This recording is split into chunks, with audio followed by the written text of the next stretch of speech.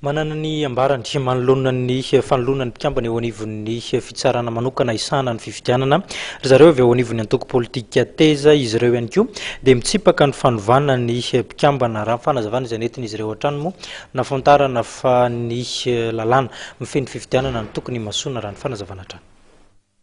Ny lalana mikasika ny fifidianana no miteraka ny savorivory rehetra izay misy eto amin'ny firenena amin'izao fotoan'izao araka ny fijeriny ny antoko Teza. Araka ny ambaran'ny filohan'ity antoko ity dia lasa mifanohitra amin'ny demokrasia ny fandrafetana izany.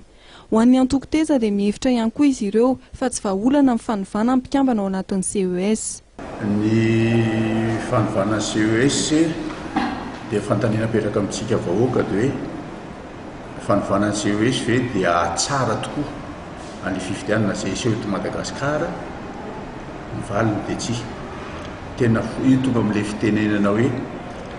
ny endrika ny ratsy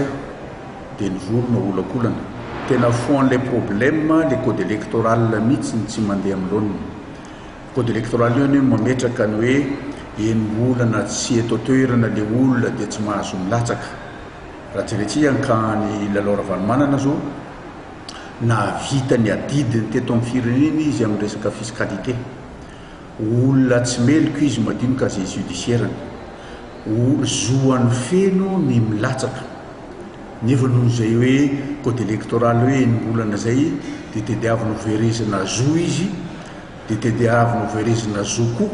le any amin'ny enimpolo ka hatramin'ny fitopolo isan-jato mifidy azy dia izay hoe ny tena demokrasia iverina fa tsy mendrika izany tsy rarina izany ary code électoral io mahatonga izany code électoral io ihany koa mametraka ny CES dia vao nanomboka ny asa izy io dia nitsaraina maika izany hoe hitsara ny valim-pifidianana izany code électoral io ihany koa no mametraka ny senita izay dia mahita fa ny senita any ambanivohitra any au niveau communal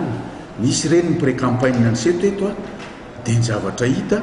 tsy nisy tenina irekorezana nataon'ny senita. Everin'ny antoko Teza ihany koa fa mbola olana goavana amin'ny fampiasana ny bulletin tokana izay mifaritany lalàna momba ny fifidianana. Ankoatr'izay dia mbola olana ihany koa fampiasana ny kara-pifidianana kanefa ho azy ireo dia tokony ampiasaina amin'ny fifidianana ny kara-panondrom-pirenena.